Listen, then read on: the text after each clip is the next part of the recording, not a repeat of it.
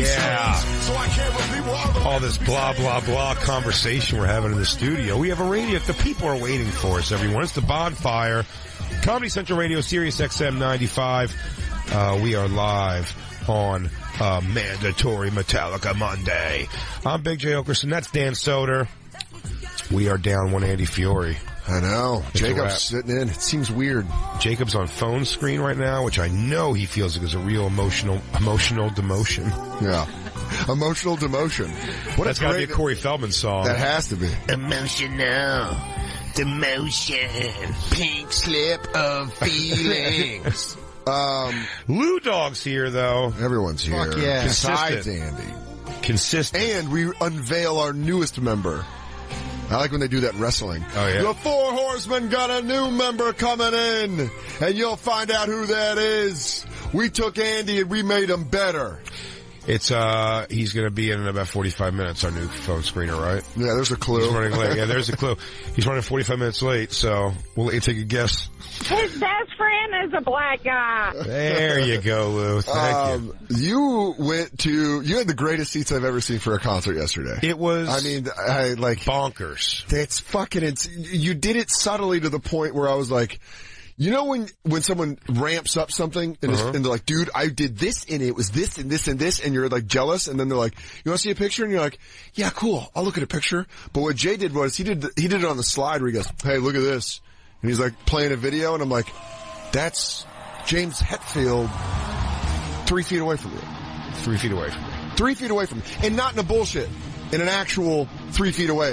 If I had reached my hand out, they would have they were high-fiving everybody. You had an MTV camera view of like when they do a fucking nuts. That's insane. And I broke it to you like that because, but here's the thing, Dan. As a guy whose, comedy, topic, my pool of funny, is always rooted in dick, pussy, or somehow jizz. Yeah, well, I have to learn the act of subtlety in delivery. Yes. You are a master at You can see right now my hand motion of sliding in the subtlety. Also, the way you're saying it's like the way that a guy that teaches women self-defense, where he goes, you got to turn the hips into it. You turn the hips and again, you say no. You say no means no. I'm not a victim. Yeah, man, it exploded inside of me. I was like, oh my God, you are 3 feet away from Metallica. Crazy. It was, the greatest seats I've ever seen in my life. It was legitimately the greatest seats. It's called the Snake Pit. So they had a stage. Snake Pit. And then they, had like a ramp that went out like a complete U off the stage. And the section inside that U.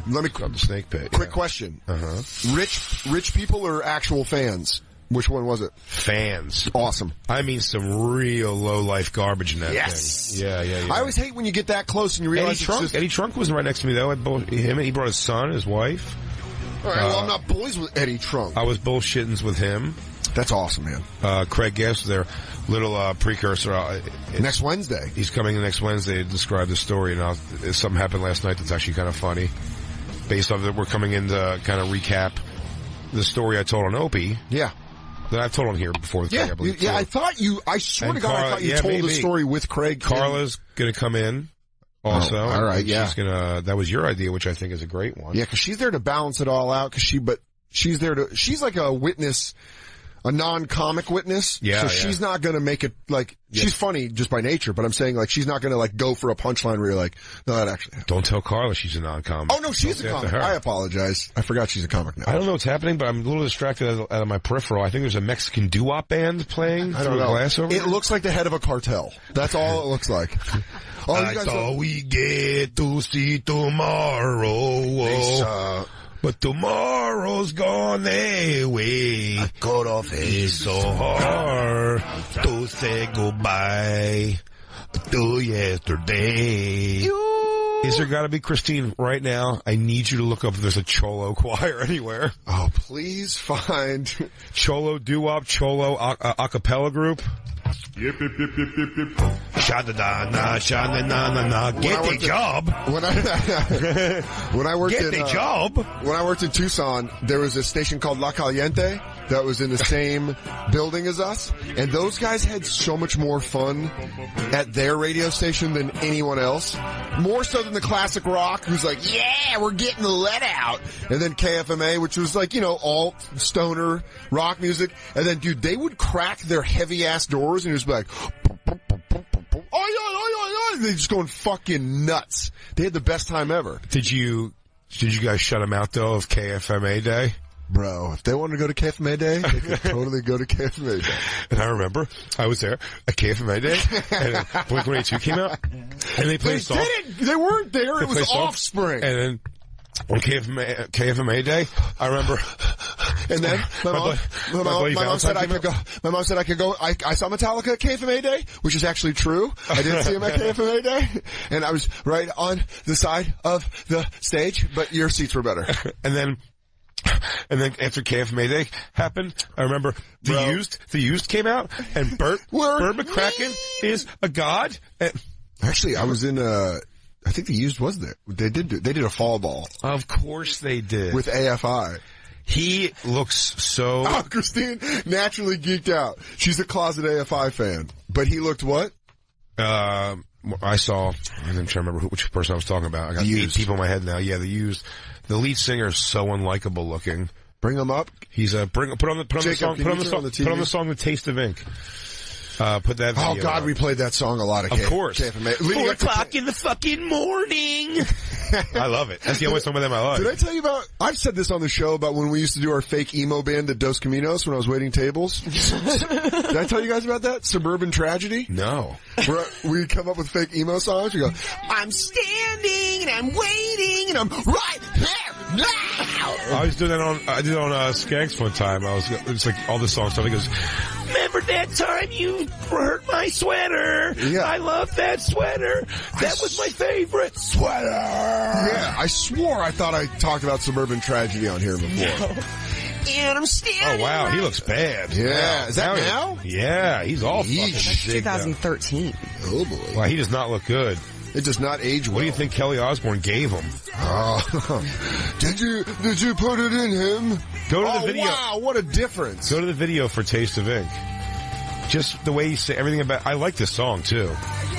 Yeah, but the lead singer we're looking up the lead singer of The Used. Burt McCracken, who dated Kelly Osbourne and who ages like a banana. There you go. It just put on the video.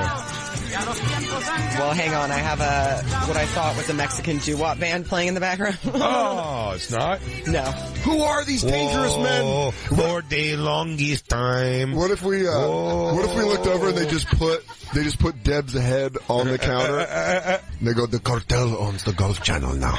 I still wanted to be off for that. Still doo-wop though. But they like doo-wop. And then they're wearing an orange jacket. Ben, no more. Benjamin, no longer. It's a revolution. Yeah.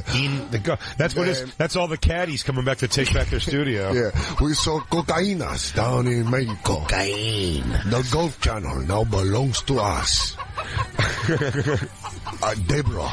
And if I ever fall in love again.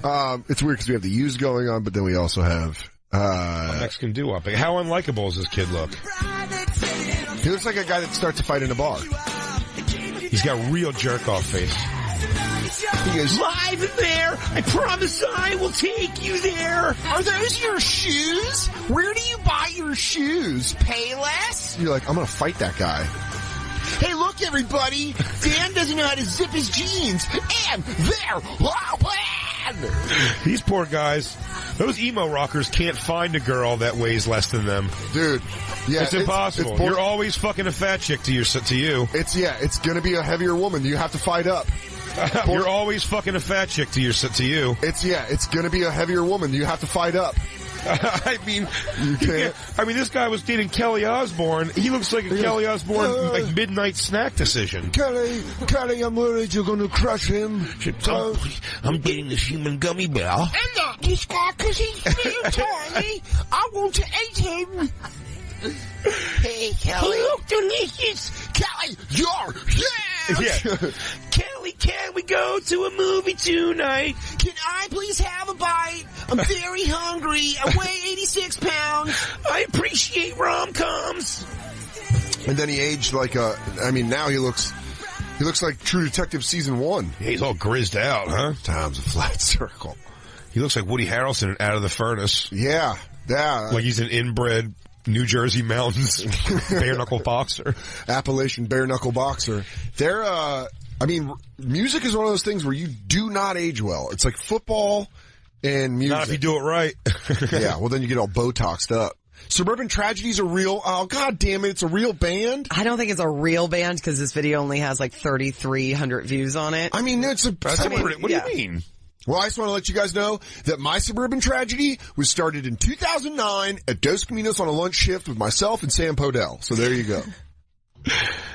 There's no Uber in my town. I go, I'm standing and I'm waiting and I'm right here. What's up? Take orders like that? Regular guacamole. My girlfriend, she cheated and she took my hat. That was my favorite hat. I mean, and people, when this was happening, this was like, this isn't popular anymore, right? I mean, we're not. No. Emo? Yeah. But it's like more like. It's absolutely still popular. It's still popular? Of course. There'll always be a need for emo. But there was a time when emo was like almost like the EDM. It was like everybody listened to emo rock. Not this guy. It was the thing. Well, you were older then. Like what the high schoolers were into was, you know. You were older, you geese. Emo. You got gray hair. Don't attack me. He got personal quick, huh? Because this broad. This one's getting all yammy about who is old and what's not. Jimmy Eat World came out right when I graduated high school. Are they emo? I feel like Jimmy Eat World was almost before emo. It was like just when emo was starting up. I'm too old for emo and I'm 33. I feel like I'm a little too old for emo, but some of it hit me at the end. I'm way too old. I was sleeping the other night. Oh, Emo Phillips? Lou, you trickster. The ultimate emo. I'm definitely too old for EDM. Yeah. Is it okay, like... I bet Lou likes it. Lou, do you like any EDM? No, I'm not on drugs. See, he likes it. But does anyone over 30? Is there anyone over 30 that likes EDM that isn't on drugs? Lou, don't let Lou lie Not to you. on drugs, I don't think so. On my life, Lou likes some EDM music. I know it. Back when I was young and had hair, I was way into it. Now, see the excuses start coming up. You should have been a lawyer. And there's still a couple that I guess I can listen to. No, there isn't. Lou likes some EDM songs. Look, they're all texting about us. Mexican doo-wop group, what do you think about it? Say it easy and so, eat easy and so, whoa. Say it easy and so, whoa, whoa, whoa. I was waiting for it. EDM, I think EDM's a young man's game. If there's anyone over 40... It's a young woman and, if you're Molly salesman's game. Yes. If you're over the age of 35 and you like EDM, call 844-266-3399. Just because it seems like a weird thing to be into when all these I'd say call and tell us your favorite song, but you don't know. Yeah, it's Blips and Bloops. He goes, the second hour of Skrillex, Puxatawny, Pennsylvania, the one 2016. The one that sounds like a truck's falling down a cliff of ice. Let the beat drop. I'm doing a joke about how I hate EDM on stage now, and people are reacting like there's a couple of people that are upset when I say it's the devil's music. And well, lay off, bro. They go, first off, this is my favorite DJ. His name's Thwang. He's actually a trans Argentinian. I'm matrixing while you're talking. I know, bro. I see you feeling it. Oh, God! Truckers into trance. Oh, God. Truckers into EDM. Street trance. He goes, man, I'm not gonna lie. I'm jacked up on Molly. And I'm driving on this I'm an ass road trucker. Could you, again, to me, I always say music has to have some point. Not just this? No. But I'm saying there's gotta be a point of a day, of a 24-hour day, where you can be in a car and that music makes sense, and you can do that with almost every genre of music. You could find a time for country to make sense. What about polka? There's no time for... No, and polka's the other one. That's absolutely true. I said that very recently. I saw somebody with an accordion on the street by the cellar. Yeah. And I was like, what a bummer. I go, there's not... It's the only genre of music where there's no polka song I even sort of want to hear ever. Ever. There is an EDM song out there that I can hear and go, I like the way that sounds. Without a doubt. Yeah. Without a doubt. Oh, this Eclipse. Do you remember when the Eclipse commercial? Yeah. Do you remember Chappelle did that? When he goes, it's Dirty Vegas, there goes Go By. It's one of the only songs that I like. There's Time in a Car. Chappelle did that sketch on season 1 of Chappelle Show.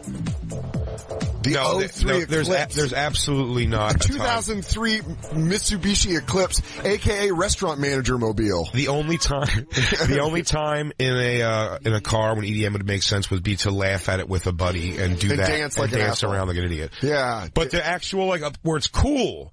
Where there's a time where there's some dark country that can be cool in a car. Classic rock, no brainer. 80s music, absolutely. Fun. 70s music. 60s music. Yes. There is no place in a car ride for genuine driving around alone. I wonder if there's someone who's just completely drained their serotonin levels on ecstasy and they're just punching the fucking steering wheel as we're saying this. They're like, EDM is great. I oddly, when I was like 21, there was this group of guys that were all like in their 30s that we hung out with, and they were strangely into like EDM, but it wasn't really called. Wow, so strange. They were into that and hanging out with girls 10 years younger than them? Oh, wow. I just called it all techno. Surprise, Christine. Good call. I'm going to take just a wild guess, not homeowners. No, not homeowners, but one of them was like actually like a crazy scientist and had a good job. He just liked to do ecstasy and go to like EDM shows. Oh, yeah. So they're in their 40s now. Let me guess, you probably hooked up with one of them or something. Whoa, Jay. Of course. Jay, it's getting too personal now. No, Jay, I had sex before I met you. It's something you're going to have to deal with. You sound like a boob even saying that. It had nothing to do with anything. She goes, it was so weird. There was these guys when they were 30, and they were all in the EDM. Goes, were they in EDM and also hanging out with girls 12 years younger than them and probably fucking one or two of them? What was his science? He goes, fuck science. I'm a fuck He's scientist. A scientist. He goes, I'm a scientist. I gotta go move my beakers around. Christine and her 17-year-old I'd love to know exactly what that guy does. I promise you it is not scientist. I don't really know exactly what he does, but something weird. He probably goes, I was really top of my class, and then I decided I just didn't want the medical field, so I just came out here and party. I bet it's like sells equipment or something, medical equipment. I bet his oh, look at this. Look, it's dialed back to maybe now. So you're attacking. What did I just do to Lou and Christine? I just lawyered them. You were lawyering the shit out of them. But I bet his lab has a blacklight in it. His what? His lab. His lab is a scientist. He goes, it's just like a take me to your dealer poster. Or one of those balls that has like all the lights coming off it. He comes in, he's got a neon necklace around him and he's shirtless and he goes, I was just wrapping up an experiment. Wow, awesome. Waving. Christine's raving with him in a science lab. Hey, do you older guys like hanging out with 21-year-olds? Is it because we're so smart and cool? Sean in Wisconsin, he says he used to like EDM music, but how do you get out of it? That means you never liked it. I've never got over a kind of music. I've always liked the songs I liked in it. Sean, you there, buddy? Hang on, Jacob's learning how to use phones. The buttons are enormous to him. Yeah. He's gonna have to jump around. It looks like a Lily Tomlin special. Sean, you there, buddy? I am. You guys hear me? Yes, indeed, my friend. How's Cheesetown treating you? It's doing good. Doing good. I just remember days where I'm the same age as Dan. 43? 33, correct. Oh. Yeah, and I still do listen to it once in a while. My daughters like dancing to it. But I just remember back in the days when it was like warehouse music, basement music, and it wasn't called EDM. It was called pretty much just house. Yeah, house, trance, jungle. Dude, my friend's sister Megan got into it, and she tried straight face explaining it to me and my 5 friends. Oh my God. Who were like vultures. It's like the music's colors. She was in a van with us, and we fucking verbally beat the piss out of her for a good hour because she goes, no, it's fucking awesome. You guys, she was like 17 and we were 15, and she's like, no, what happens is there's this awesome thing where this guy will take a ball and then he'll dance with the ball, then the ball will get bigger, and we were like, boo. What? Are you really trying to explain that? You can't. It's goofy as shit. Just admit it's goofy. It's when did you get over it, Sean? You're over. You say you still like some songs though. But when did you stop regularly listening to it? Probably after I got married and had kids. That's great. You have your first kid and you're like, I gotta throw away this DJ Tsunami. Last time I sniffed angel dust off my wife's butt crack. Yeah. And then we had to hunker down, get some jobs. She had angel wings and neon green lipstick as I BF'd her in a desert tent. Oh, girls, your mom used to be a party. Yeah. She was a real handful. We used to go out to the Burning Man. This is why me and Christine can never have kids. We can't go back and tell children the things we've done. Well, you have also documented on the radio. Yeah. They can just listen. Yeah. They can listen to it like when you're like, you know when people used to be like, I found my grandpa and grandma's old love letters. Then they're like, I listened to the Bonfire and found out what my grandpa and grandma. Yeah. Sean, real quick, what's your favorite EDM song? Do you have a favorite song? I don't have a favorite song. I'm just surprised that, like, the Chainsmokers and all these people are, like, making Billboard money. Oh, yeah, man. That's what happens. It goes underground, like, in the 90s. Is that EDM, though? Kind of. It's EDM influence. Because there's lyrics and songs are normal. They turned it into pop music. I mean, that's what they always do. There's, like, in the 90s, the rave kids were actually dangerous. They're just taking these, like, bags of pills. What's the Chainsmokers song that I like? I don't know. Well, look it up. Chainsmokers song Jay likes. No, look up Chainsmokers. I promise you. I'll know the name right away. Jay, sometimes with Christine's video requests, you do ask her like you've been married for 70 years. Who's the boy? This is very easy. This is very easy. Of all the time, let me give Christine, I gotta break her down a little bit. This is how she learns. Why? You're just upset about the science. She looks up things in Google she should be looking up in YouTube and vice versa. She just Google, looks up things that doesn't make any sense to look up on YouTube. I hate searching on the screen you guys can see. That's my first mistake. Amen. Search in YouTube, Chainsmokers, and it'll come up in the search thing. Jay, is this any carryover from the sexy EDM scientist? No. I know. I assumed one of these guys she was talking about she hooked up with, but no, I was saying, keep going down. It's none of these. No. Hey, Dan and Jay. Yes. Yeah. Hey, I know you guys kind of used to dabble, or still dabble, but I remember one of the worst mistakes, that I made several times, was drinking cough syrup, a whole bottle, and just getting all jacked up. Robo-tripping, yeah, dude. I mean, that was high school, but... Dude, I'll tell you what, I met a guy who worked... That shit's dangerous. A guy who worked on Mayhem Fest with me told me he used to do that a lot, and I was like, wow, does that really work? He was like, oh yeah, man, get you fucked up. Mm-hmm. And I go, and what, you just he goes, you stopped, you don't do it anymore? I was like, he's like, no, it fucked me up pretty bad. And then I go... really? He goes, yeah. I still think I'm pretty fucked up from it, honestly. It was years ago. I remember that he was a very weird person. He got a very good personality, but it was always his eyes were always closed, and he would just smoke butts and never ash them. He's like, no. I go, you're totally fine for me. He goes, no, I think it really fucked me up long term. Yeah, fucked me up long term. But maybe, because now what they do is now what's popular is drinking lean. That's cough syrup with codeine mixed with Sprite. Drink a lean? No, it's called lean. Oh. Like sipping on lean, I believe. That's the widest way to consider it. Drink a lean should be our fat loss shakes. Drink a lean. Yeah. Do you like robo-tripping? Do you want to lose weight? Well, try drink a lean. What we did is we put Stacker 3 with we just fucking jacked up. And one of those Cohen blowers that fucking you eat it and it shoots out. Oh, dude, that's like when I found out that all those models on Instagram, when they do the fit tee, it just blows your asshole out. Oh wait, turn this up. Here's my DM hit. Oh, dude, when this beat drops, dude, I want to see those body rolls, then. Don't let me down. Oh, we are sexy. Are these Mexicans looking? Where is our phone screener? He's dropping the kids back off to the park to his mom, to his wife, to his ex-wife. Dude, it's catchy as shit. These guys bug me the way they look like just two white guys that I used to babysit. Yeah, absolutely. You go, that's what childhood? You go, that's Derek and Mark. Those guys are chain smokers now.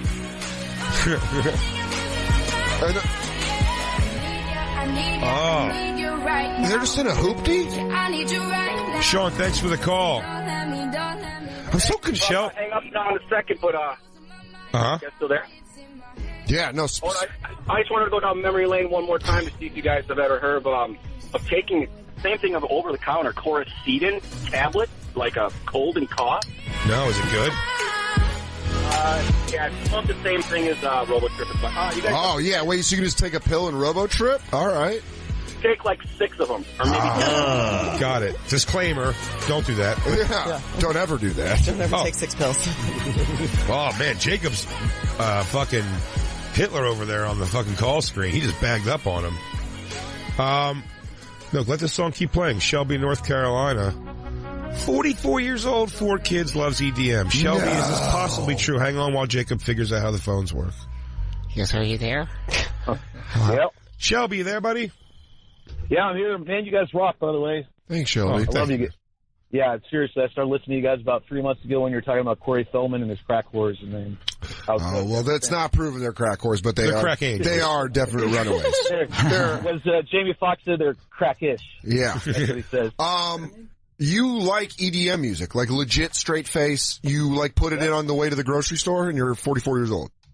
Yeah, I'm actually listening to what's called Chill right now on 53 on XM. God damn it, Lou, bring that shit up. Chill, channel 53. So what I usually do is I'll smoke a bowl before I go to work and listen to it when I go into work.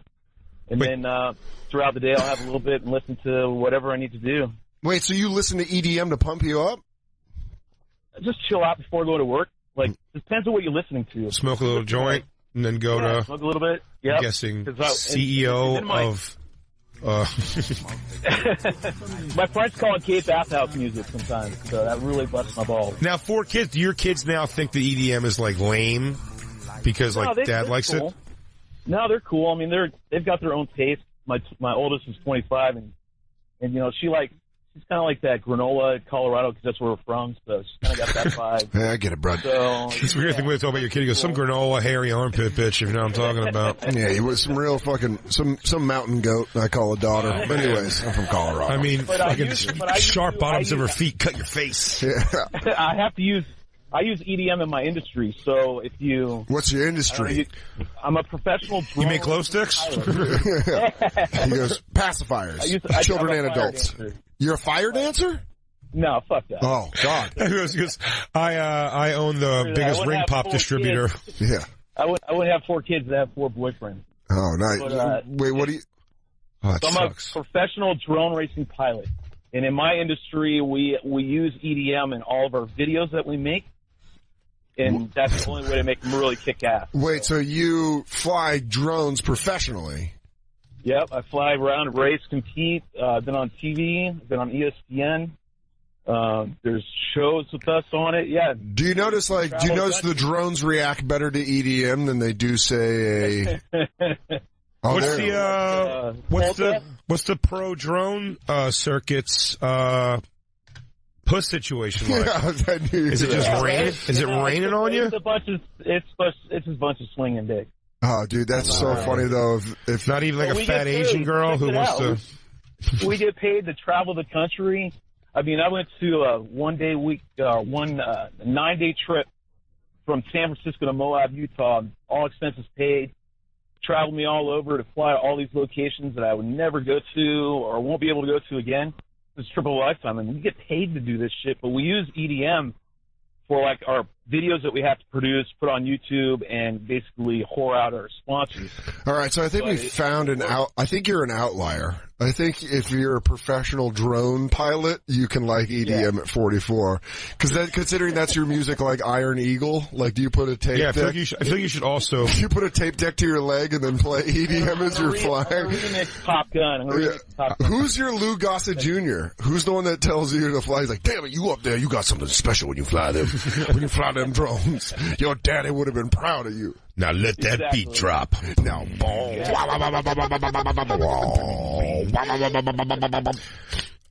gotta check them out. Check them out. You actually. We're watching it right now. We're watching a video now from the Extreme Drone Circuit in Las Vegas. Yeah, and we were on ESPN for a solid. I don't know. They repeat it all the time. It's Drone Racing League, DRL, and you can look up pilots like myself, Shelby DOLL. You go to my YouTube. That's exactly what you'll see. Now, you didn't make the mistake that a lot of professional droners will do and get married young before you see what's out there with your fame. Exactly. Hey, Shelby, what's your last name?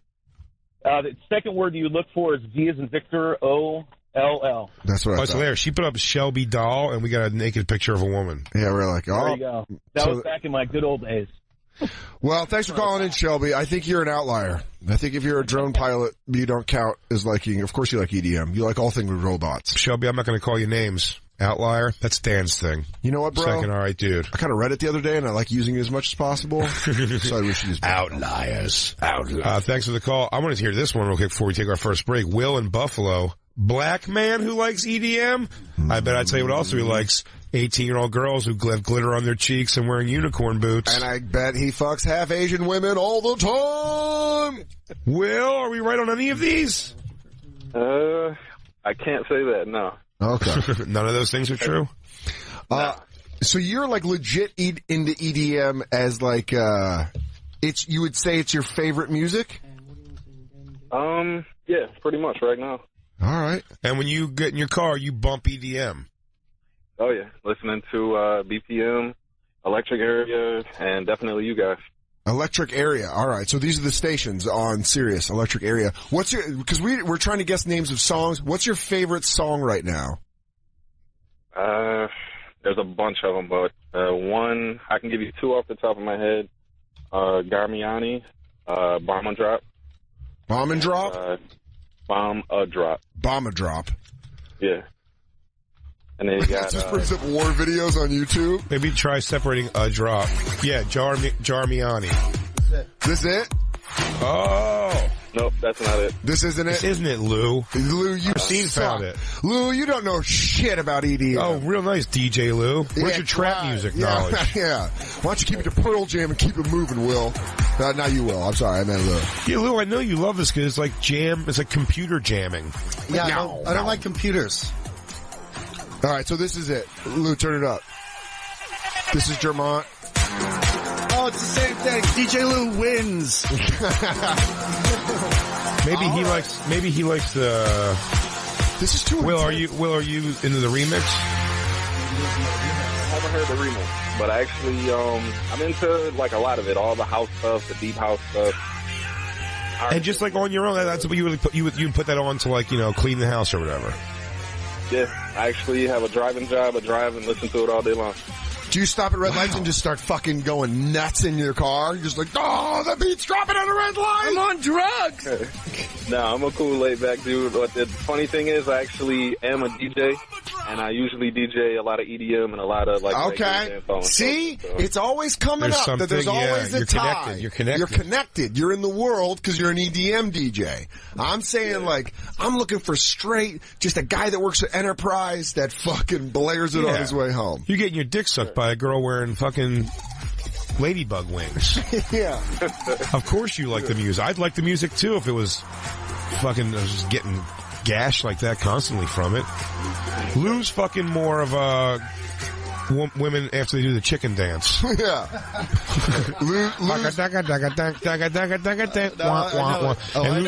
Lou's like, hey, fat chicks, get those queefs out in the chicken during the chicken dance. He goes, hey everybody, one more song, and then the open bar turns into cash bar. Do the bird dance. And then you walk over to the cash bar and just play center field. Lou, did you ever get sucked off at a wedding? No. You're such a liar. I try, but I strike out a lot. You try a lot? Do you always put it out there in the microphone? Oh. That your DJ wedding slacks are getting super tight. Looking at the bridal party. Hey, I got one for you if you like that Chainsmokers song. Tritonal Blackout. Tritonal? Yeah. I will check it out. Will, you might turn Jay into an EDM fan. There's a couple of... Listen, I like that... leave me alone. The Calvin Harris song with Florence from Florence and the Machines. Great. Love it. Yeah, I like that Chainsmokers song. I'm already losing Jay. You weirdly are losing me. I realize now that I like more than I thought I did. Jay, and you do have, and I'm just going to say this, your hair is metal and EDM DJ. Yeah, that is true. And I wear knuckle gloves. I mean, you could easily Christine, you're about to get traded in for an 18-year-old glitter tit. Glitter tit. Christine's like, yeah, she's the producer of our new You Leave. Yeah. This girl, she goes, I'm sorry, I was watching a Steve Aoki interview. My new girlfriend just perched up in the corner, like sitting on like the top of the couch, and she goes, I don't Christine doesn't like me, I think. Christine's got to write her contract out, and then you'll be her producer. You understand? Then I'll bring you as a producer afterwards, because you promised, because I have some big ideas what to do with this place. I want to do a whole theme for a year and do suds in here. So this is EDM? Yeah, it is. They all look like they're in Final Fantasy. I think this is actually computers. Looks like. No, I can't call it. Will. So this is EDM. So there is singing. So is it old house music I'm thinking of? I think we lost Will. Oh, we lost Will. Jacob hangs up on him. Swings a hammer. Yeah. He has all right. He has call time limits. He gives us 3 minutes for whites, 2 minutes for blacks. He goes, "You're up. Call me 1-800-COLLECT because you're done." Let's take our first break and we'll come back. I don't know if I like this. I don't think I do. I don't like this one, but I like a few of them though. Hold on, let the beat drop. Oh no, no, no. Oh damn, I thought it was gonna drop right there. Airwaves on the wire. They all sound the same when they sing. Sort of. Yes.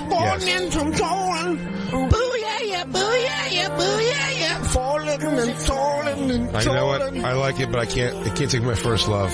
Mexican doo-wop. They're gone! Just like that.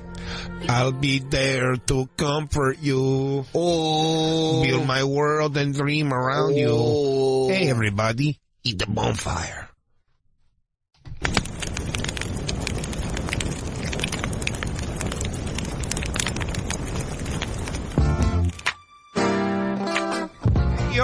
Hey, y'alls!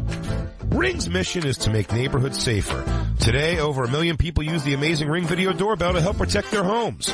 Ring knows home security begins at the front door, but it doesn't end there, so now they're extending that same level of security to the rest of your home with the Ring Floodlight Cam. Just like Ring's amazing doorbell, Floodlight Cam is a motion-activated camera and floodlight that connects right to your phone with HD video and two-way audio that lets you know the moment anyone steps on your property. See and speak to visitors, even set off an alarm right in your phone. With Ring's Floodlight Cam, when things go bump in the night, you'll immediately know what it is. Whether you're home or away, the Ring Floodlight Cam lets you keep an eye on your home from anywhere. Ring Floodlight offers the ultimate home security with high visibility floodlights and a powerful HD camera that puts security right in your hands. With Ring, you're always home. Save up to $150 now off a Ring security kit when you go to ring.com/comedy. That's ring.com/comedy. Again, you ask? ring.com/comedy. How old were you when you got into EDM? Now, it's been a year, so I'm 30. You're fresh in. Yes. Are you still, but you're a club person? You go to clubs? No, not at all. I am old for that, I guess. I feel like you worked really hard. Are you trying to recapture something because you worked very hard? True, to be a professor by 29 is impressive. By 29, and then now you're like, well, now I gotta get it out there, and the guys you wanna, do things with that have abs are usually at some of these weird queefy gay parties. No, it's like a weird media-induced nostalgia. I'm Mexican, so I grew up with like super, cholo upbringing and black culture too. So those were the clubs I went to. And as an adult, I just heard EDM and liked it and felt like, oh, I missed out on this kind of white way of growing up with, raves and all that. Okay. Well, I don't know if, it's definitely a white way to grow up, but I don't know how many white people, I don't think I was really exposed. I was exposed to it so little that it always remained fringe and kind of weird to me. Like kids that were just taking ecstasy and clubbing. Hey, I don't want to get you up hot in the pants, but right across the window from us is Quattro del Amore, the ultimate Mexican a cappella group. Or the replacement for the Chapo cartel. It's one of the two. It's one of those two things. Either way, they have voices of angels. But you were saying... Take me back like a fool. Do. So you got into it just as an adult. How did you... Was it the radio? Did a friend... Well, I was listening to Marilyn Manson videos. I had them minimized and I was grading papers. I love this girl. Somebody just snuck in some EDM in their Marilyn Manson playlist, and I liked it. You know what? That's a good buffer point. Because Marilyn Manson, by the way, also, which I'll play when we come back, there's a song, he has a song he did with Sneaker Pimps, which is sort of EDM. And I'll tell you this, it makes a lot of sense on why I'm losing you so quickly to it. Well, because this college professor that I have a big crush on, Catherine, from undisclosed part of California. It's so funny that she's just grading these Ivy League papers where they're like, well, obviously the syntax is not representative. Like, the beautiful people, the beautiful people. That's exactly how it goes. That's awesome. And Marilyn Manson as your professor. Did you read my thesis? You didn't like it? Any notes? I should spell check it next time. All right. I mean, it's starting to make sense because the Marilyn Manson, Christine up here has Korn with Skrillex. Well, that's why I figured we would play these little EDM mashup things on our comeback. But I see why I'm losing you. I think, Jay, you're EDM. I think I'm total EDM. And think about how much you're fascinated with glitter tits. You just keep bringing it up. I like boats and crystal clear water on islands. And wearing an 18-year-old like a hat? I am interested in all of those things. Is this, I mean, your clothing style, if we brightened it, could transition pretty quickly. You think I dress EDM? No, but we could make you EDM with a slight adjustment. Oh, maybe some rainbow knee socks? Yes. Into my Jordans? Closer, warmer. Okay, like you already have orange Jordans. I also have, I don't wear them out, but I've got about 2,000 unopened candy necklaces in the house. So, great news. I'm going to finally get to whip those out. Lewis is going to be like, hey, why does Jerry have a pacifier all the time? Why is Jay's neck always blue, red, and purple, and yellow? Yeah, when he sweats in the summer, it's gross, but it smells sweet. All right, Catherine, are you single? Yes, I am. I like this girl a lot. Why? Because you worked hard in your studies. I like you, Jay. You're fantastic. Goddamn right.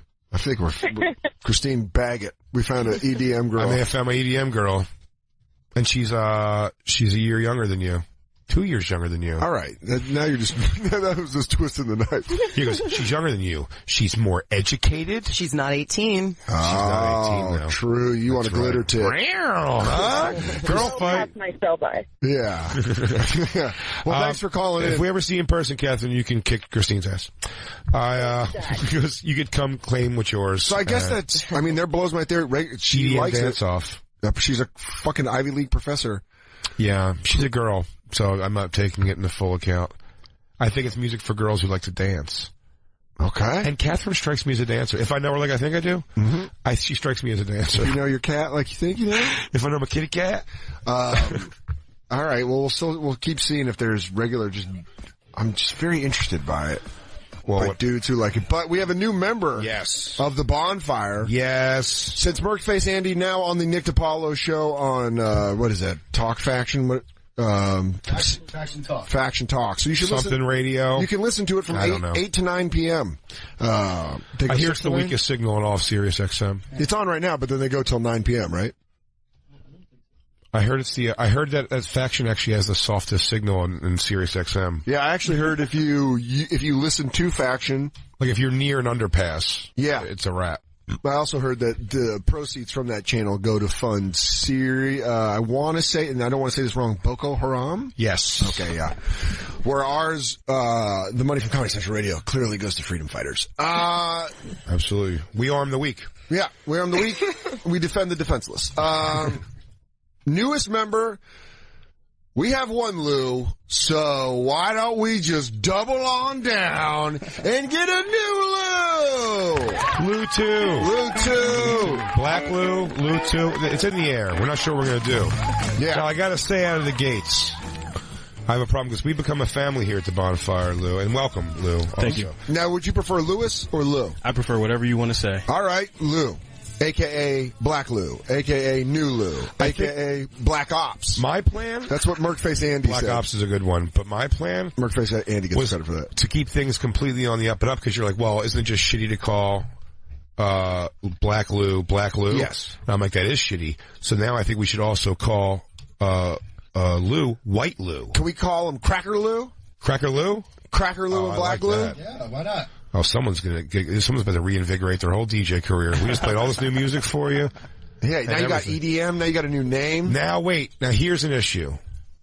And this isn't, I want to say it's a small issue. I don't know how small of an issue it's going to be. There's a lot going on here. There's a lot of a lot of testosterone.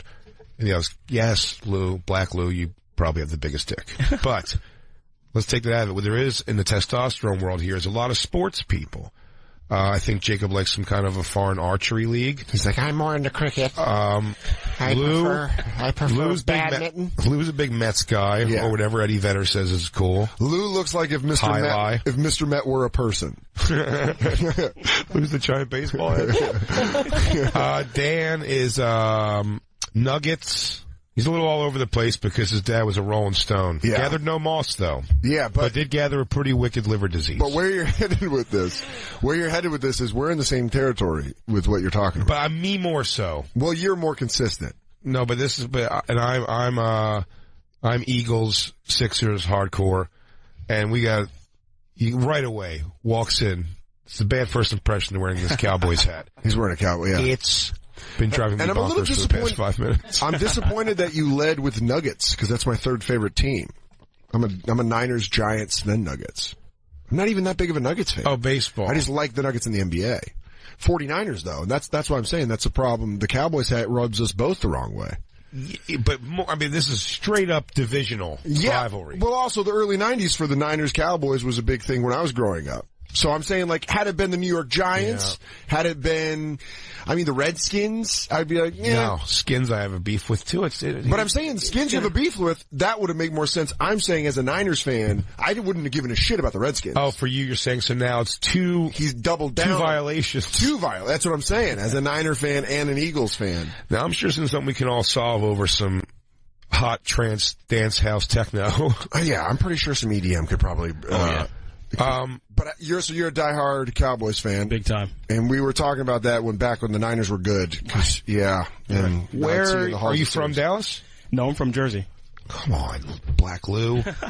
Why are you a Cowboys fan? Same reason Keith Robinson, like a lady, because they have pretty uniforms. Nah. What made you get in? The first time I ever started watching football, Emmitt Smith was on TV. That's all it was. And he just got you. He just got me. The excitement, the hype. He was cool looking. You weren't a big Tiki Barber guy, I guess, or? No, not at all. Do you have family that likes the Giants and you wanted to stick it to them by being a Cowboys fan?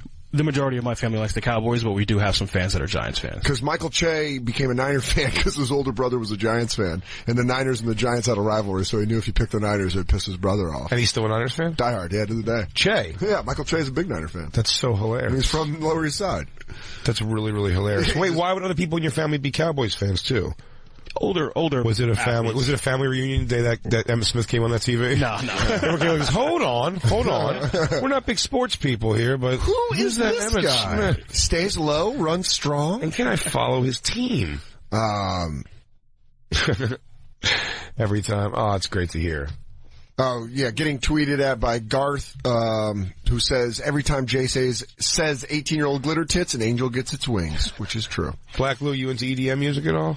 A little bit. Are you? Not too crazy, but... Are you also into 18-year-old glitter tits? I mean, if they're around. Yes. Yeah. Jay, isn't that some of the point? Yeah. I'm learning a lot about Jay's love of glitter tits today. I just like looking at him, man. No, if you have a girl who has glitter on her tits, she's probably also got like a pussy lip hanging out or something, is what I've come to notice. That they're just a mess? Like those girls at Bonnaroo? No, she's doing something to purposefully have her pussy hanging out. How old are you, Black Lou? 32. 32? So we're the same age. So he became a Cowboy fan when the Niners-Cowboys rivalry meant something. Yeah. We'll fix it. We'll get you back Well, I'll tell you this. It's fine right now, but it's going to get weird around September, October. It's going to get weird, especially if, Dak Prescott. Man, I want him to be bad so much. Well, the Niners were 2-14, so I'll just be probably. Who's your team, Jacob? Football team? Yeah. Giants? I guess this is Giants. You don't really care, football. though. No, not really. You're more of like, you like to watch marathons and shit. No, I watch long distance baseball running. and NASCAR. Was it NASCAR? Yeah. I forgot Jacob's Wayne and NASCAR. Paintball before that? No, I'm a Mets fan. Oh, I thought you said paintball and NASCAR. No. Do you watch professional paintballing? Do you guys awkwardly talk Mets when you go hang out together? We do. You're like, so, awkwardly. Awkwardly? Yeah. He goes, so what do you think? You and Jacob are good after work friends now, though, Lou. Well, yeah. We've always been cool. Now that we got Andy out of the way, it's a lot better. Right? Yeah. Is it just me or, there's like, you guys are really getting along better. But have you guys become more family over the past 2 years doing the show? Yeah, sure. We would never talk if we didn't have this show. And now you guys are buddies, you hang out. I was trying to let you know, Black Lou, you're coming into a family here. So you have to forsake all else. Sounds good. You're not involved in race wars anymore? No. Not since I left Sirius, unfortunately. What are the shows you're involved in? Because I'll let you know, while Lou looks like he's our straight up dude, Lou's finger fucking the Pete Corielli and Sebastian show. A little on the side. And then he just fucks us while he smells his fingers. And we do need, Jay brings up a very interesting point. We do need to know who your side shows are. I only have one. Who's your side show? Opie. Okay. We get that. And you started there. Yes. So we're kind of your side show in that. Opie? But here's the thing. Still doing radio. No, I'm kidding. Still doing radio. And, I mean, that's a lot of years. But you could, we can get, we're no longer in his broom closet. That's true. And you could already say, and you could say it on microphone, it's fine. We don't even have much crossover audience. You could say this is already clearly the better show. Your eyes are saying yes. Your mouth is telling me no. But your eyes telling me yes. You know what's funny? I thought he was going to just laugh at that, but he made such a weird face that it made me think, I'm like, are we better already? I'm going to start believing my own bullshit. I'm going to walk around these halls with my dick out. I'm going to be like this, Jay. What's up, serious? I'm going to be like, Jay, you are causing conflicts at work. I'm like, tell Opie to get me a cup of coffee. Yeah. I'm like, that is going to be awkward as all hell. You told Howard Stern to suck your dick? Did you tell Howard Stern to suck your dick? Jay. You're not supposed to look at him. Yeah, you not only Did you send Jason Ellis an envelope full of cum? Yeah. Did you say high heat, that you're going to show him high heat? So we're going to, all right. I mean, you're going to want to hear this guy, Dan. Do tell. Vincent in Tennessee says he is a trucker who loves, well, it's supposed to be EDM. Jacob wrote EMD. He just wants you to know how straight he is. He doesn't even care how. He goes, what's this called? I don't even know what this called. This whole thing's stupid anyway. No, that's fucking goofy flutes. I don't give a shit. Vincent, you there, my friend? Yes, sir. Hey, buddy. And your accent is absolutely perfect. I would have never guessed EDM was your thing.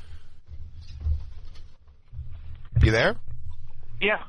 Very cool. And he's just all fired up. He's just tucking his lip in as he walks around his truck. He goes, yeah, no, I'm here. Yeah, no, I'm here. He goes, I'm crashing pretty hard, man. I banged out ripped through a thing full of Molly last night. Went nuts on the lot lizards. Yeah, it turns out they like the Molly just as much as I do. You're an 18-wheeler trucker, yeah? Yes, sir. And you drive around the truck and listen to EDM? Yeah, I pretty much switch it back and forth between Comedy Central and BPM all day. I mean, we're finding out our crossover is way more. It's way more than Opie Radio. That is 2 speeds. It's more EDM. We have just like people like us, and I trash. Should we already EDM. fire Black Lou and just get some girl in here who's got like green hair or something? Some Japanese girl that doesn't even know how to work the phones, but she just dances. I don't know. Yeah, it'll be so adorable though. I go, guys, so we let her stay. Guys, it might just be me, but I think Jay's hitting on the new phone screener real hard. What's up? You go, no, guys. I know it's a turtleneck, but any glitter happening on the things? What's up? Christine, fellas, I'll meet you guys downstairs for a smoke. I just want to sit here and talk to Tanasha. Tanaki, I was going to say, I don't know. I thought you were somewhere with, I thought we were going to make her black and call her Tanisha. No. And then you went Tanasha. I don't know. Which does make it sort of Asian. It does, see? It feels Asian. You may be having a stroke. Let's take our second break. Why? Is it because my smile's drooping? No, you're fine. No, put both hands up. No, both hands. Remember put up both hands. Stroke Elliott? That's still just one. Can you tell? No, both hands. Okay. Right, sometimes there's a man. I'm going to go mouth to mouth this queef. No. We'll be right back, everybody. It's The Bonfire, featuring Black Lou. And now, back to The Bonfire with Big J. Okerson and Dan Soder. It's more Marilyn Manson than it is EDM. That's fair enough. It's The Bonfire, Comedy Central Radio, Sirius XM 95. I'm Dan Soder. That's Big J. Okerson. The new crew put together. Merkface gone. Lou 2, a.k.a. Black Lou, a.k.a. Black Ops, a.k.a. the Cowboys fan who will not wear his stuff if they play either one of our teams.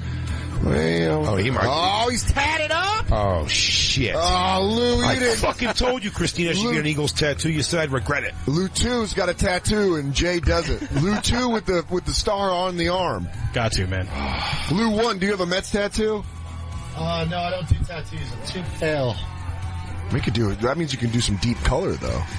Yeah, if I get a mosquito bite, I get a scar for like 3 years. There's no way I could do a tattoo. I bet Mets blue and orange would look great on some nice pale Lou skin. Blue 1 skin? I'd go to the hospital and never come out. From a tattoo? Yeah. Black Lou, let's bet on a game. Eagles Cowboys this year. I'll put 1,000 on the Eagles, and if you lose, you have to get an Eagles tattoo on your other arm. I could never do that. I respect that. That was your first prison test. Okay. Now I'm going to offer you a cigarette and then try to fuck you.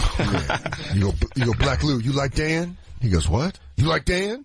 He's yours now. I go, Jay, did you just give me to Lou, our new screen call? Isn't it the prison rules where you give a bunch of cigarettes? No, man, just take the cigarette. That's totally cool. And then you come knocking a few months later. You're like, hey, man, I'm a little horny, man. Why don't you suck my dick? And it's like, nah, man, I'm not going to play that shit. And you're like, I mean, I gave you all those cigarettes. I feel like you owe me something for those cigarettes. I'd be like, you know what?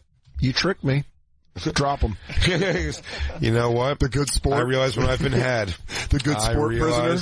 Yeah. Guy goes, you know what? That is solid logic. My friend, you have bested me. Yeah. I'll suck your dick. Get it hard. Oh, you're going to make me get it hard. You are a stickler. Big J. Okerson. It's going to be, where is it? Lou 1, that is.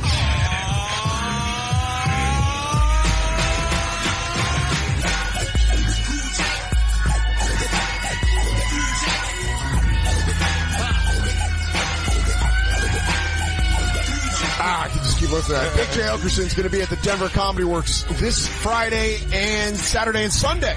Fridays through Sunday. Oh, yeah. Yeah. May 19th through May 21st. It's going to be a rough Monday back at the Bonfire. Oh, boy. Tickets at bigjcomedy.com. Make sure you go check them out, Denver. Fantastic club. I'm so excited for it, man. I've never been. It's my first time at the club. Ever. I heard downtown Denver Comedy Works is insane. Have you ever been to Denver before? Yeah. Okay. I did the Improv once, and I liked Denver a lot. Christine's actually coming with me on this one. She's excited. She's never seen Denver. And you guys will have a blast. Yeah, I'm excited. And Fenoya is actually working there with me, too. And of course, Dan Soder. Going to be at the old Laugh It Up in Poughkeepsie, New York. And guess what, Poughkeepsie? That's one night only. So get your behinds out there. That one night, Saturday, May 27th. You can always get your tickets right there. Easy peasy. At dansoder.com. Get your tickets fast. They're going to sell out. Because...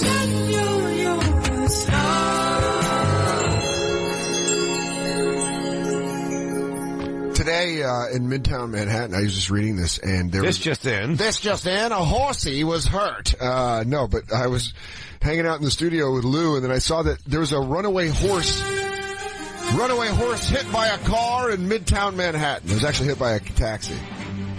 So whose fault is that? I don't know. That's what, I mean, the horse, obviously, because the horse is an animal and doesn't understand traffic rules. He didn't know where the secret tunnel back to the Shire was. Why is there a free horse running around in New York City? That's the whole thing. The New York Post isn't saying Bronx Zoo? Where it's from. It's saying that there's a stable nearby that's used for horse and carriages. They said it's not a carriage horse. I think you can actually rent horses to go horseback riding in the park. It may have been one of those, but they were saying they didn't know where they came from. But this one was saddled, and there was a white horse going down 58th that was also saddled and loose. Daniel to Jamba Juice. Yeah! Yeah! Get it up! And I go, whoa, hello, Missy. You hit on a girl on a horse. I see you're going into that soul cycle. Might I give you a lift? If this subway's taking too long, let's just horse it across the bridge. Yeah! I got it. What time's my spot? 10:15? I can get it, slap its ass. I was like leaving off on the fucking Hiafra where you go. He goes, oh man, he goes, can I take a picture? He goes, oh dude, I would love to take a picture. I just gotta run, but I'm gonna be late for another spot. He goes, I have to go all the way across town down to the cellar. That would be cool just to show up to your spots and a horse. Oh, dude. Where you go? Hold on. Coming up. Here you go. Whoa. I go, hey Adele, who's on right now? And I'm just saddling him up to the tree outside the stand. Attaboy. Oh, you get in the parallel park with him? Yeah, watch out. Okay. All right. Hang on. Cut it. Cut the wheel now. Cut the wheel. You got it. You're good. Cut the wheel. Hey guys. Cut the wheel. Trust me, I'm seeing it. Cut the wheel. Is the show running on time? Okay. He is angry. Adele, do you guys got any tickets? You guys got any carrots back there I can give this guy? He's like, can you get Judah Freelander to go inside? He's spooking the horse. Yeah. Spooking the horse. Judah, don't touch him. Judah, don't touch him. You're going to tell other cops. You know that thing where you tell other people not to do something and you look like a dickhead? I go, Louis C.K.'s out front. I go, Louis, can you not touch him? Louis. Don't touch him. Louis, he's new. I'm still trying to break him. Louis. Hold on. Louis, you know he's what? Nervous. I'm going to park him around the corner. Yeah!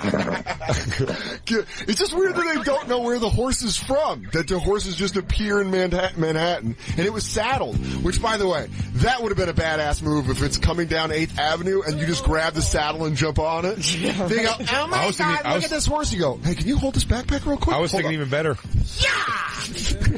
Just get on it as it goes by. You just put your foot in perfectly. Or while they were stopping, and goes, "Whose horse is it? What is it?" And all of a sudden, like an actual Native American Indian jumps on with like a hatchet and a bow and arrow.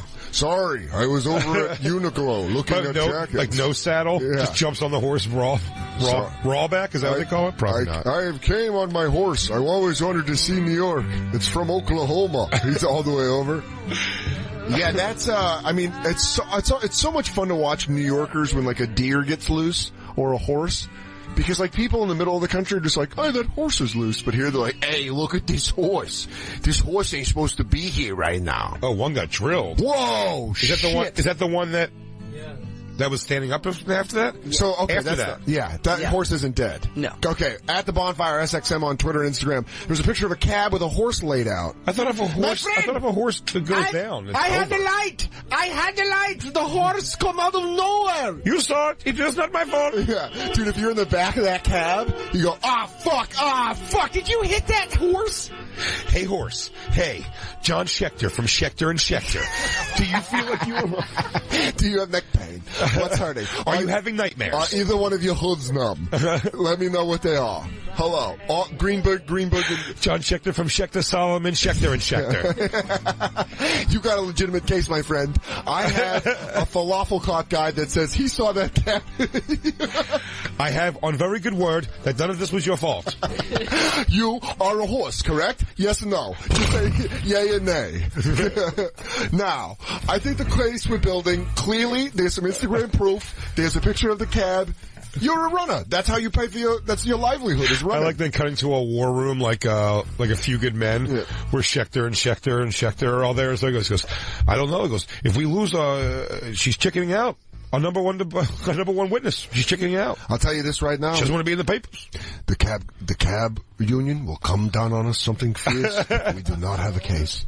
I do not want to go against them in the courtroom if we do not have this witness. I like the behind the scenes of Maury Povich commercial lawyers. It's like they're really in the middle. Like, man, I tell you what, I'm burning the midnight oil here, but I'm going to get this horse what he deserves. This horse is a majestic beast. You know, they say they're one step away from unicorns. I'm terrified of horses. Are you really? Terrified. You have horse phobia? I got on a horse one time with my ex-girlfriend. Who was, how old were you? I was... There's nothing better than a dude trying to get pussy and getting spooked by a horse. No, I wasn't trying to get pussy. I was already fucking her for years at that point. Okay. It was, we were just a couple and she was a horse rider. She did it. And I never thought to do it with her. And she was like one time, she said, would you do it with me? Would you get on a horse with me? I was like, sure. You go, yeah, whatever. Whatever. They're just like fast dogs. When I first put my foot in the stirrup, it started moving.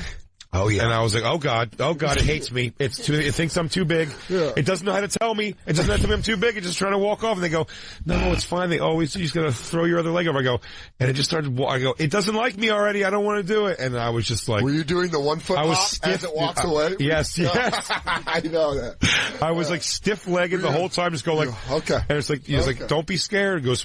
Jake. And my girlfriend, I don't know if she was fucking with me or not, but she'd be like, don't be scared, it's going to start running. I go, I don't want it to run at all. I want to get off. There's nothing better than someone trying to keep their cool. I mean, when I went to summer... Well, Jacob's the fucking Marlboro man, so I didn't know, we didn't know that. We're learning all this now about his NASCAR love. Jacob goes, actually, it's funny. A horse, you just got to stare at him in his eyes long enough. Then you can break him. Do you trust me? Give me your hoof. Look at, hey, buddy. I'm your friend.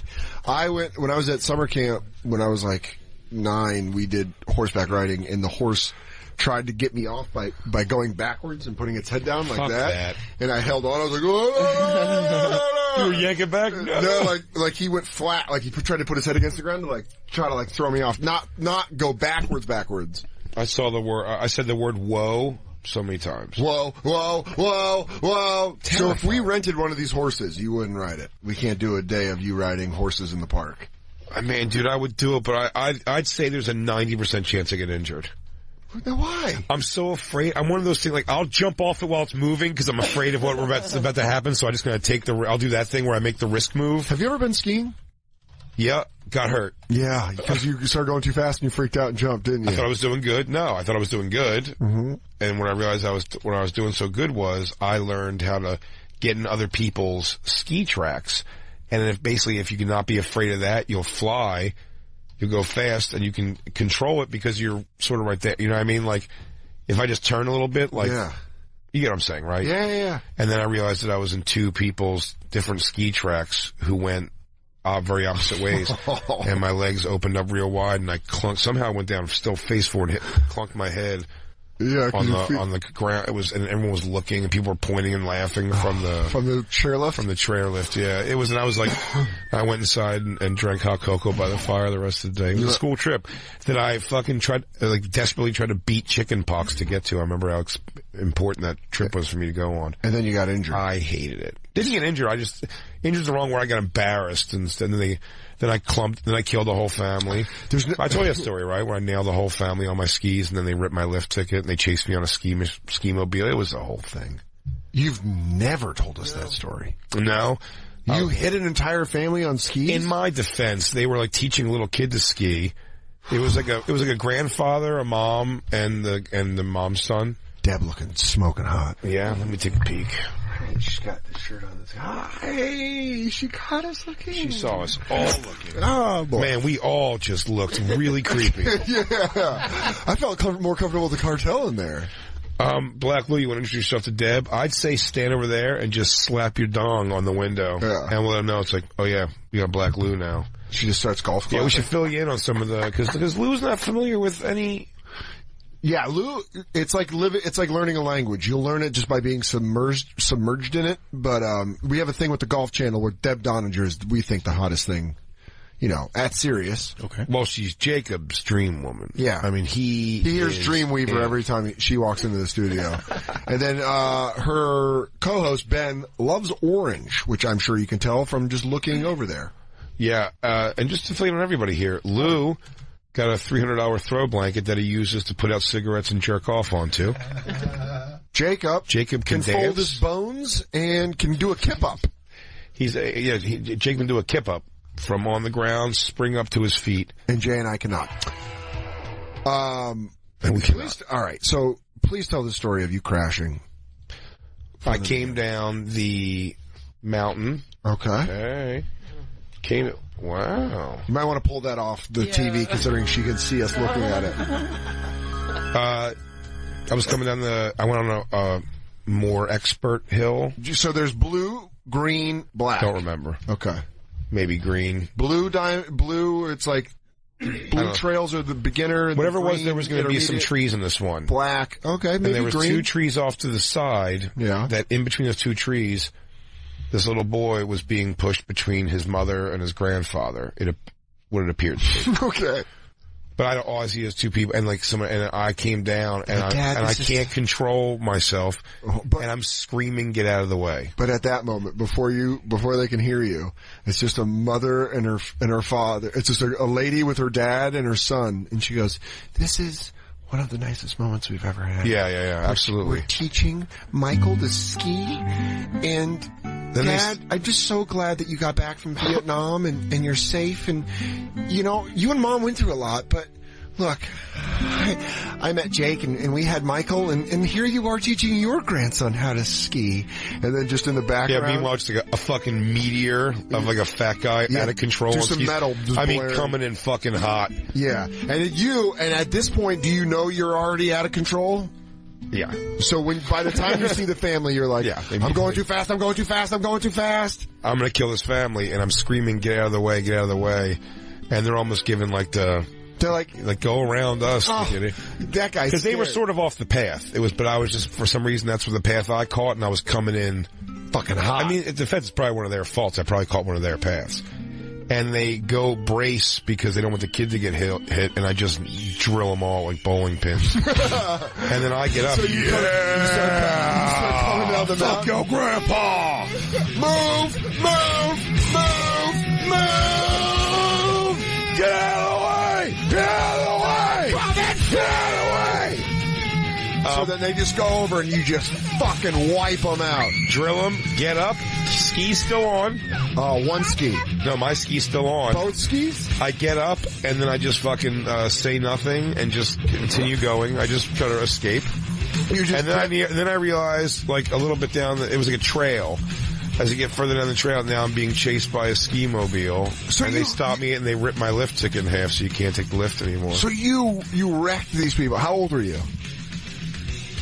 15 or 16. No, 14 or 15 or 16. You just blasted this family. Wailed them. But that's better than you being a full-grown adult and doing it. 14, 15, I think is a little more acceptable. Because you're just like, you're just a teenager. The whole damn idiot. I was such like white garbage growing up. I just never everybody else went there in ski suits and shit, and I wore like sweatpants, but you realize once you fall in snow and then sweatpants is your main thing. I had sweatpants and probably long johns on, and once those things get wet, it's the worst day of your life. I've been skiing maybe 5 times in my life. Growing up in Colorado, that's not a lot. That's not a lot, yeah. It's not a lot for growing up in Colorado.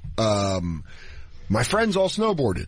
I never got into snowboarding. In high school, we sleep over at my friend's house. He's like, dude, I'll let you borrow my snowboard. Because him and his brothers all had like a ton of snowboards. So I was like, that's great. I can't wait. So I borrow a snowboard. I go up with them. I wear long johns under jeans. Oh, Jesus. And I've never snowboarded before.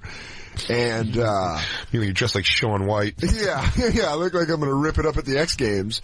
I fell so much. That denim it's the wettest I've ever felt denim in my life. I'm talking about out of the wash wet. Yeah.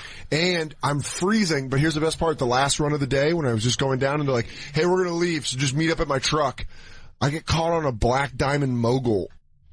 So the snowmobile. So, like not snowmobile, snowboard. Snowboard. So I'm just falling forward, getting back up, going down a little, falling forward, and moguls are like, it's like this, it's like up, down, so I'm caught in between them. So I have to like fight my way to the top and then just fall down, and then I was like going down the mountain one mogul at a time, like falling into it in jeans. Really hilarious. Yeah, it was brutal. I got down to the bottom of the mountain and like took it off like Daniel throws his bike in the Karate Kid. I go, this thing. And I just laid in the back of the truck waiting for my friends who were, by the way, like going off jumps and having the greatest time ever. Yeah, I'm a bit of a cis puss too on that kind of shit. I really am. Like, bikes, I would do some pretty risky stuff with. No, but I don't know how to ski or snowboard. And my buddy got a snowboard once.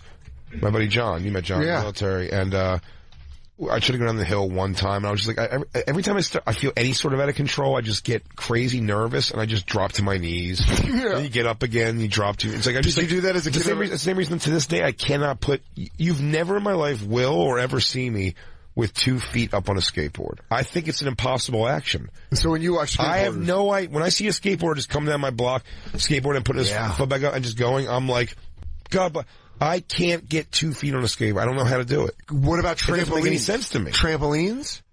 Yeah, I'm not afraid of trampolines, Dan. I'm not a goddamn child. I don't know. You said you're afraid of skateboards. Yeah. But I understand that, but trampoline you can fall off a skateboard. You can't. Trampoline you can get out of control. If someone bounces you, you never had that where you go a sideways bounce? Those are terrifying. I've even done where you've hit the side of the trampoline or hit the springs. It's not the end. I'm more scared of that. Trampoline problems to me do not seem like very realistic fears. Falling off a skateboard immediately? See, skateboard, major fear to me. Skateboard thing to me is, and I've told this story. I've never roller skated. What about rollerblade? You never rollerbladed? Rollerblade, another thing sounds like if it's anything like ice skating, I get on ice skates, I get terrified. I hold on to the side and I push myself around the thing and I fall once or twice. That said, also what's happening in that time is my feet feel like that balancing on a slice in the middle of your foot makes no sense to me. So rollerblading doesn't make any sense to me. It sounds like it's very uncomfortable to be in them. This winter, should we do ice skating lessons? Bonfire ice skating lessons? And then try to do a race? Dan, we're going to start coming through with some of the things we say we're going to do. I know. We really are divorced dads on all of this. We really make a lot. We really come with divorced dads and go, you know what, dude? I say we're having a fucking disco dance party here next week. Yeah, and then next week, on Sunday, we're going to be like, are we doing a disco dance party? We go, seems like a lot of crazy work to put on a disco dance party, to be honest. 4 days a week and we're wearing all white suits. Like, none of that happened. You go, I know, but it sounded really good. I know, but how cool would it have been if I learned that new edition dance? I don't think I'm far from it.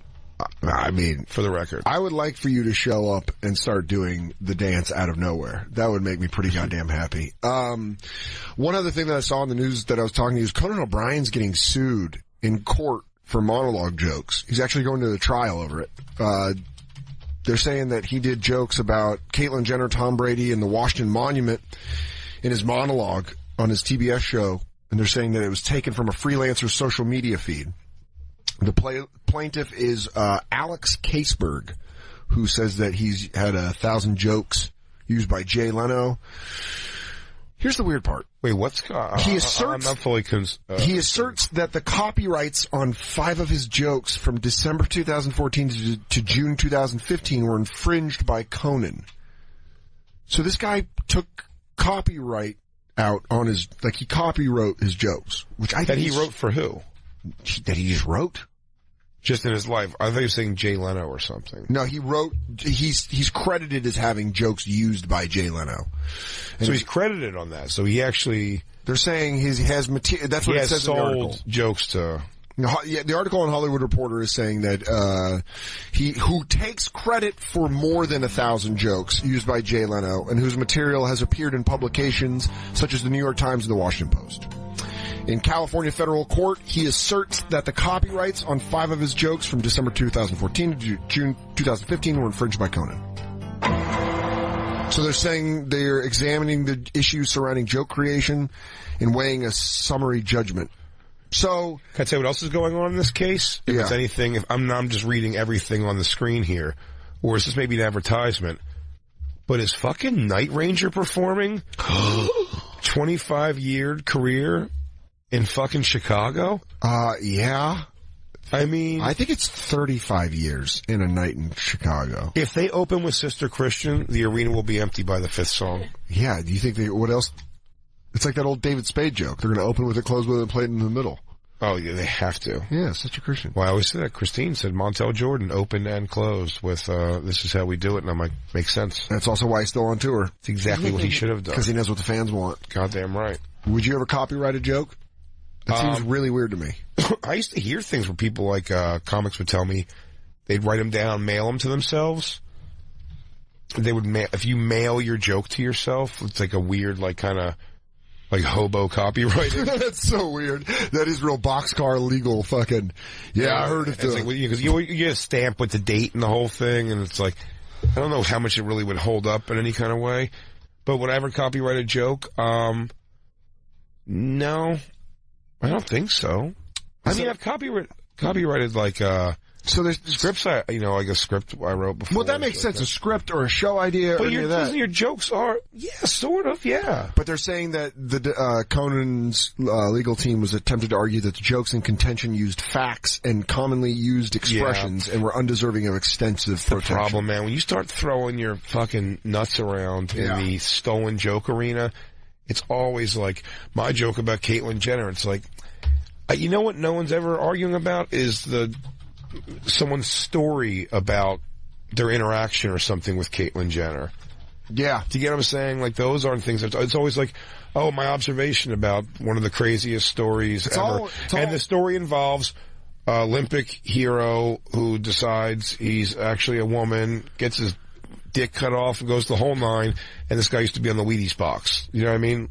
That was what the legal team actually argued. That was verbatim. I'm just saying, well, it kind of is. It's just like, that's like the story. So it's like every comedian's jokes, given those facts, like, they're going to overlap to some degree. Yeah. Unless you tell what doesn't overlap ever is if you go, so I happen to know Caitlyn Jenner, or I saw Caitlyn Jenner, and a real thing you're going to tell besides that. It's like, it's like copywriting, like, oh man, this crowd's so small, we could have done this in my car or something. You know what I mean? Like, other people are doing that? Yeah, there are indeed. Yeah. Fuck, really? Or this place is sold out. There's just too many chairs up in this motherfucker. And you go, dude, come on, it's my shit, dude.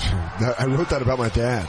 I remember years ago, two comics getting into an argument about they're both big guys, and both of them had the joke that it's like, they were like, it's like, I know what you're thinking. What's the bouncer doing up here on stage? They had an argument about that? Yeah, you're just like, dude. They go, man, I'll tell you right where I was sitting when I thought of that. I was in the shower, and I was like, I look like a bouncer. And if I was on stage, I'd be like, what's the bouncer doing up here? You know, I like doing when somebody's opening for me on the road, who I'm talking to, like I own crowd work, when someone will be like, the comic before me will be like, hey, are you guys a married couple? I'm like, oh, here we go, man. Now I got nothing. Yeah. He's gonna take all my shit. Why is he doing it? Why is he doing it? Great. What's he doing? Hey, man, cool. Glad I brought you on the gig to open for me. Why don't you fucking do all my shit? Thanks. Do you want to just take my name? Do you want to just go up at the end? You ungrateful asshole. You asshole. Everyone knows I asked the question. You goddamn ingrate. I think I'm just am I just too lazy of a person? I just think it's weird to copyright your jokes. It's just copywriting your jokes to me seems to be as easy as writing original, unique. I don't know. It seems like a little. Yeah. Look, listen. I've had overlapping ideas with people before a zillion times, and it's always like the joke part of something. Yeah. I tend to try, at least before. I have stuff in my set about like tranny stuff, but I don't even touch on the Caitlyn Jenner thing at all. But I do it. But it's like I tell a story. Yeah. About a real thing a thing that happened to you, exactly. Yeah, so it's like, who's gonna, I mean, I'm not saying anybody else doesn't have a story similar to that, but. Do you think Sebastian's got, why would you do that? Copywritten? What if you could beat them to the punch? I mean, Get Her Done has to be copywritten. Oh my god, yeah, he's made $1 zillion off it. Yeah. That was the fucking, the Air Force used it or something as their. Can you imagine that contract coming through? The Air Force is gonna use your catchphrase. You know? All right. Bob, I'll be over here breaking this soldier's arm. Like a twig. Can I get a jet? I want a jet. I want a plaid jet. I want a flannel jet. I want a flannel jet. A flannel jet. I want to fly it over Nebraska. Should we? Randy, get in here. You're my gunman. I know. I hate that we have to take breaks. But why do we have to take breaks? It's so stupid. Everything's so dumb. This is stupid. Well, it's for our advertisers. Jay likes EDM, and we have to take breaks. This is stupid. Everything's stupid. Burn McCracken sucks. I don't like it is. Let's just leave. We'll be right back to say goodbye almost at this point. Jesus. This gets away from us, but it is still the bonfire. True. And now, back to the bonfire with Big J. Okerson and Dan Soder. Smash! Yeah. That's Korn and Skrillex. EDM mashups. Yeah, it's the bonfire. Comedy Central Radio. Sirius XM. Yeah, 95. That's the sound of Jay going over to the EDM side. I don't have it. Oh. Ultimate mashup. Oh, it's coming. It's coming, dude. Everybody, it's coming. I decided we're also going to make Black Lou fight Merkface for who gets the ticket to go to see Corey Feldman live. Fun. Okay, that's fun. Yeah. It's the first interracial Mandingo fight. Jay, you're a barrier breaker. Yeah. It's not just for black people anymore. We're getting whites involved in Mandingo fighting. I wanted to talk about this a couple of weeks ago, but we haven't got to it, but now we got about 10 minutes to knock this out. But a principal had to resign after making a smash space where teachers could pummel their frustrations with baseball bats. Smash! Genius. Go down. It is sort of genius. I mean, it's great, dude. He's it was Barbara, how do you say her last name? Lees? Lease? It was actually like Barbara Lies. Barbara Lies. She's like a badass principal. She goes in with sunglasses on and a popped collar. What do you want me to read, Four Eyes? I don't want you to blow this. You shut your mouth. She's the principal of Kensington Parkwood Elementary School in Montgomery County, Maryland. She said that she got the kids after reading some... See? All right. She got the idea. That's not the word kids, but you saw kids. I can't see that far. You have to get new glasses. You look great in glasses. Thank you. I have to get new glasses. I'm supposed to go very soon. I want to get laser eyes. Robot eyes? Yeah. After reading some business articles about companies creating them for stressed out employees. Typically they're called an anger room or a rage room. And then that's genius. So you have a room to go smash shit up when you're pissed off. Especially with kids who are super fucking frustrating. Yes. You know, I mean, that's a great place to break shit up. You should have a room where you can just go fucking ape shit. I would feel much more comfortable with my children's teachers knowing that they had a room just to go fucking just lose their goddamn minds if my kid was being a dick. Oh. Wait, hold on. Cut it real quick though. She goes, okay, great. Well, all right, kids. And remember, your projects are due on Monday and I'm not going to take any late one. Hey, is the room open? Cool. Let me get a 15-minute sesh. She sparks a cigarette. Yeah, I'm going to go in right now. Shuts the door. Those little motherfuckers! Oh yeah, you have asthma, Timmy, do you? Yeah! Oh, we can't have peanuts because it's gonna fucking kill Kyle! Kyle, thank your mom for the fucking vegan cupcakes for your birthday. Oh no, you're right. Your mom's right. We shouldn't say the Pledge of Allegiance. You fucking overprivileged cunt! By the way, can I give you a little, this will be a little fun thing for anybody who's listening today. I'm pretty sure, at Clusterfest. Yeah. And Skankfest, I'm going to do that song, Break Stuff with Goddamn Comedy Jam. Oh. Which I'm pretty excited for, but here's, I'll tell you what, and I'm excited to do a Clusterfest. What's your Fred Durst like? I don't even know if I'll do it in a Fred Durst voice, but I'll tell you at Skankfest, it's gonna be a full room. You gotta come to that. It's gonna be a full room mosh pit that I'll turn into. With that crowd, me singing this song, it's gonna be insane. But how's your Fred Durst? I don't know. Cause you gotta go up and then down and around. I think you better say. Yeah, all right. I'm gonna leave you with a fact. Yeah, there we go. All right, I just want to get a taste. Bullshit. I just want to get a taste of it. Man, Fred Durst was cool. Yeah, I forgot how great this video is. It's a great music video. 1999, Fred Durst was very cool. Yeah, Jacob hates him. You never got into it? Always hated him. Always hated him. Since the beginning, since he covered George Michael, your sweet George Michael. Oh, I'm sorry that happened to you. But you don't think it'd be awesome for me to do this at Goddamn Comedy Jam? No, I can see you doing it. I just can't stand it. I hate to interrupt. Can I tell you I was legitimately disappointed because I thought you were about to tell me that at Clusterfest and Skankfest there's going to be a Smash Room? Oh, wouldn't that be great? I mean, I want a Smash Room at Skankfest. Well, you just do it. We should totally have a Smash Room. A Smash Room? Some bats and some stuff people don't want. Like a TV, and then you got to give them goggles. No, TV's too much, but some furniture for sure. But Smash Room seems like it should be in every fucking office. It also sounds like it's going to be a place for people to go fuck at the Jersey Shore. You want to be a Smash Room with Darlene? Yo, not for nothing. I got to go break a TV and then bust this bitch out. I'm going to break a couch and her back. Yeah, dude. Smash Room. I think Sirius should have a Smash Room. Oh, wait. So, Jacob... hang on. Turn this up, because this is the part. Oh, wait. Is that not it? No. We missed it? It's the sounds from Lou, the videos from me. Oh, Lou ruined everything. Oh. Good job, White Lou. What? I ruined everything by cracker-ass Lou? Making it not visual for radio? Come on, guys. Shut up, cracker-ass Lou. Because Andy's gone, you don't got to turn on me. I know we all miss him. We do.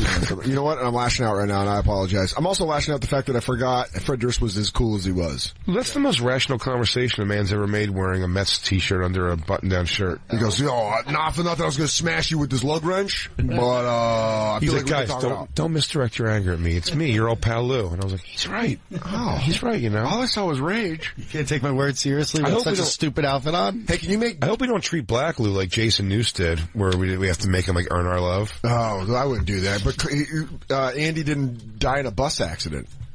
That's true. So... That's true. Really, he's more like, who's Rob Trujillo? You know, people are probably thinking, like... Black Lou's Rob Trujillo. Yeah. You're not going to make him earn your love? He has it. We go back. What do you go back to? He's been on when he did Opie for a while. Mm-hmm. I've known Lou for a while. Yeah. So you guys got a whole thing, huh? Yeah. Why do you think he's in here? It's all set up. It's all set up. Yeah. This is a low. There's no Nick DiPaolo show. Wait, you think Sirius would give Nick DiPaolo a show? No fucking Nick DiPaolo show. No. Andy's upstate at his grandma's house. Turn up that YouTube, Lou. Is this where you're gonna go nuts? Chainsaw. Raw. Oh, like a chainsaw.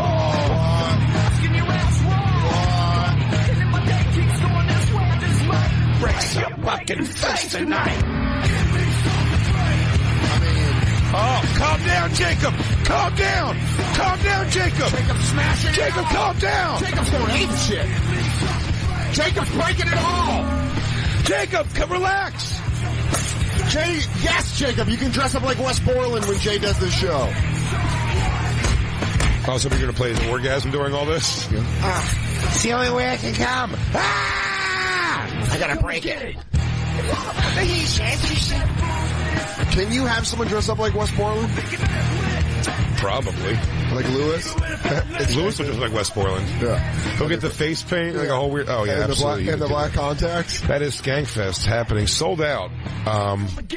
Happening at the end of June? June 24th, June 25th. That's what it is. Clusterfest, June 2nd, June 3rd. You know what's happening way sooner? Laugh It Up Comedy Club in Poughkeepsie, New York, is having our friend Dan Soder. Hi. For one night only.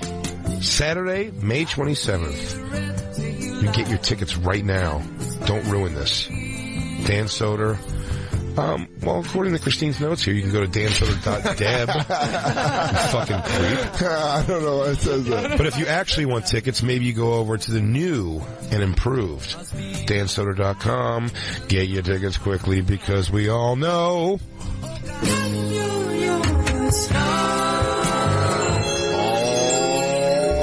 Oh, yeah. Denver, Colorado, get ready.